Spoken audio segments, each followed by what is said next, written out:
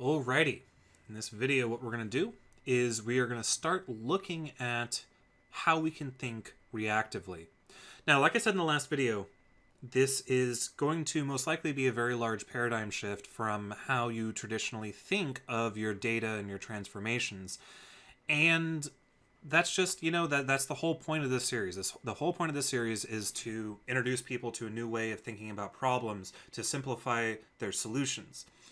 However, in this video, if you see some code examples or some diagrams or whatever that don't immediately click, that's okay. I just really want to lay down some base terminology and give a general sense of where I'm going with this series. So if certain things don't click, I encourage you to continue on and come back to this video once you have some more real-world example or experience with working with the reactive paradigm.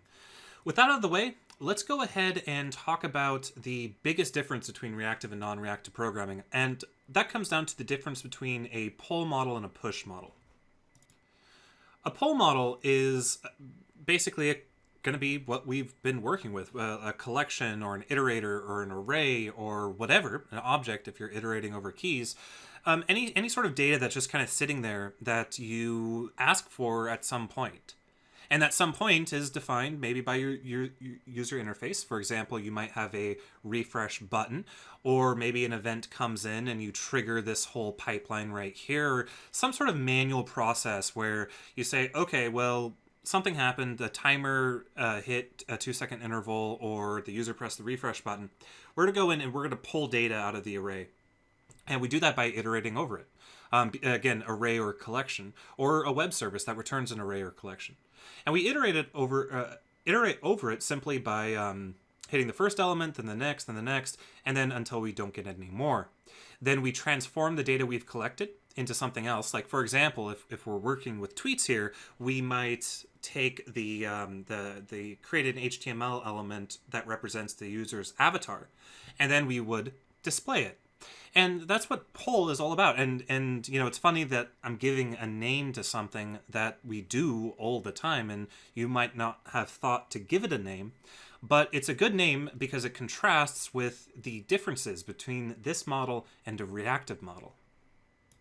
So again, a pull model is all about having this data available or acquiring the data, doing something to it, and then just like forgetting about it, no longer having a connection to that data source until we go in and we write some code that refreshes it, like I said, based off an event or something else. In contrast, a push model, or a more reactive model, the data source itself contains all the concepts, all the behavior that it needs in order to determine when it has new data, when an error happens, or when it completes. So in this case, we have a tweet stream, and I'm going to call this an observable. An observable is a term that we are going to be saying a lot in this course. An observable is simply a reactive data source. A reactive data source is simply a data source that produces items over a period of time, and at some point will either err or complete, or possibly never complete until the page is closed. And in this case, what we have here is we're no longer telling the tweet stream what to do or when to get new data. All we're saying is we create the tweet stream. It has its own built-in logic for when to get new data or how to get new data. And whenever it does, it produces a result. And then what we do is we hook on this pipeline. So right here, I should have drawn a box around it. What I'm boxing in with my mouse is this pipeline that we've attached to this tweet stream. Now, this might not be the only pipeline. There might be many pieces of our user interface that are dependent on this one piece of data. And when it produces a value, every single one of those pipelines receives a new value. So we can attach as many subscriptions as we want to this observable. So I'm starting to talk more in terminology with Reactive.js. So our pipeline might do the same thing. It might transform the data, and then it might display it. Now, so here we see the difference. Here we're pulling data from the data source, and here the data source is pushing data to us. So we see this unidirectional data flow, which is so important and a very popular model of writing software these days, especially when you look at Angular 2 and React, which it's no mistake that the React framework has React in its name. or is its name rather. But we see this unidirectional data flow where our data sources control, or not necessarily control, but are kind of the entry points to our application. And then all of our application logic depends on the data source.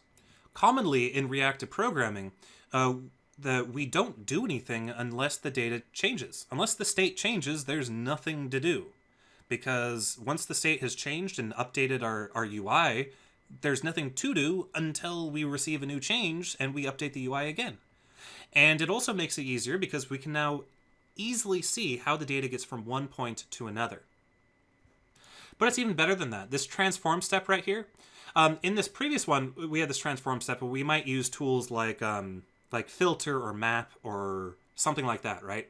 Some method from Lodash or JavaScript or whatever, some functional concept to transform the data.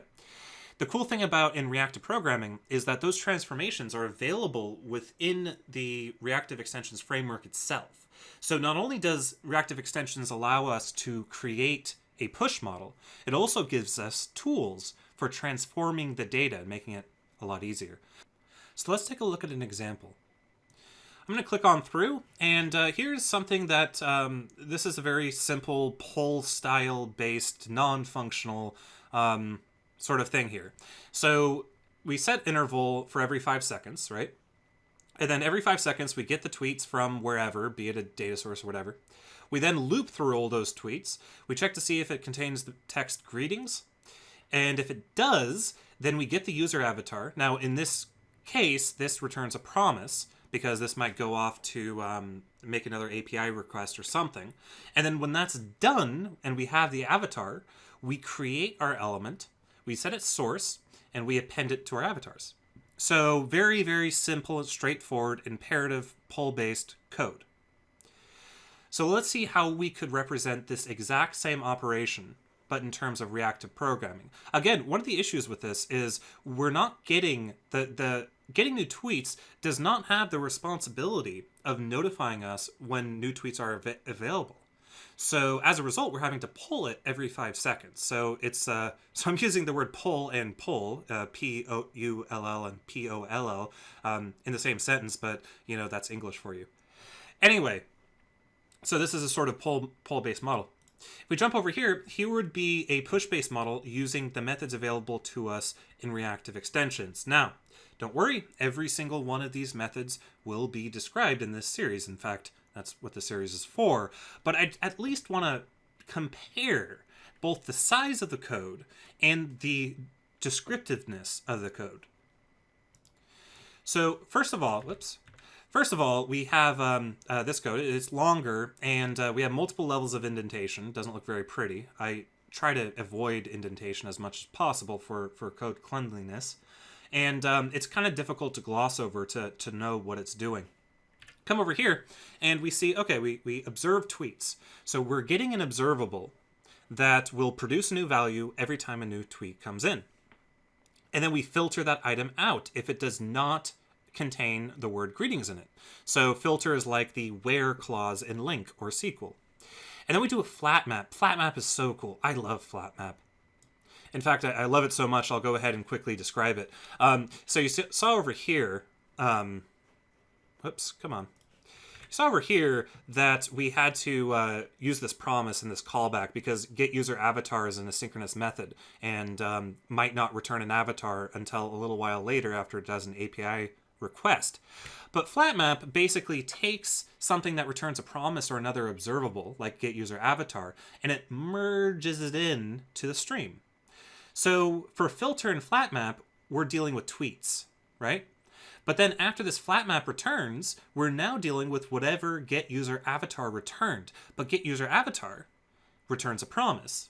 And that promise might not complete for X amount of seconds or minutes, in worst case. But now we're on the same indentation level. Now we're dealing with the avatar. So now we map. So we simply we do our transform. We map our avatar to an element, a new element, an image element with a source, the avatar's URL. And then we subscribe to the observable, well, the transformation. The whole pipeline gets subscribed to.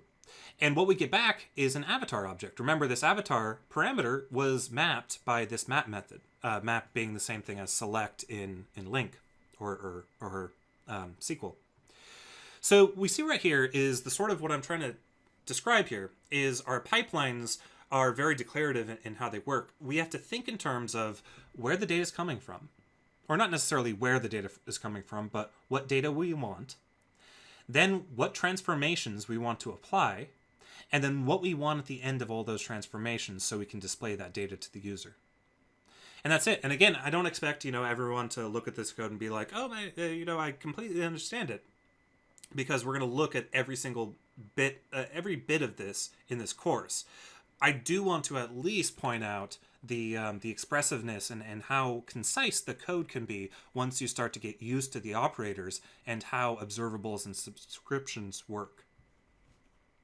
But, that's great for observing tweets or, a stream of data like, I don't know, chat messages coming in from Socket.io or something like that. That's great. But what about how do we apply reactive extensions to other things that you might not think of in terms of streams? Like, we look at this this model. How do we apply a push model to something that you traditionally wouldn't consider to be a streaming sort of event? Well, the answer is everything is a database. Think of everything as a database. Every object produces a value, completes, or errors. And you can take that abstraction and you can apply it to everything. So let me repeat that. Every single variable that you might be working with or have worked with, or every single data source, or every event, or anything like that, is a stream of items that are being produced over time, and at some point can either complete and finish and not produce any more items, or error and terminate. And that includes mouse movements, the current user, the currently logged in user. This is a great thing, a great example of reactive programming, because you don't traditionally think of the current user as a stream of events. But if you thought about the current user as a stream of events, then all of your code that accesses that user stream will be updated if the user ever changes, or if he gets different permissions. So you might have code that allows the user to change his username in one section of your application, but all the other sections that depend on that current user will get notified the second you do so, without you having to explicitly tell them. Because the current user, think of it in terms of a stream of user objects, each one unique from itself, and when that user gets updated, then those other things can change. Web requests are also streams. Web request will go out, it'll produce a value, a single value, or it'll complete, or it'll fail. So we can take web requests and we can pipe them into a reactive pipeline. Input boxes, anything that generates events. Input box, key down, key up, hit enter, blah, blah, blah. All of that stuff is an observable stream that you can depend on. And in our next section, we're actually going to, or coming up soon, we're going to take a look at how we can do that and how we can use reactive extensions for making user interaction logic that would traditionally be very difficult. But yeah, start thinking in terms of two things. Start thinking in terms of push. You have your data source, you have your pipelines, and you have your results. Start thinking in terms of items being pushed down unidirectionally. Same thing with this. This is a code example of what you just saw, where we think in terms of the data moving down until it hits our user interface.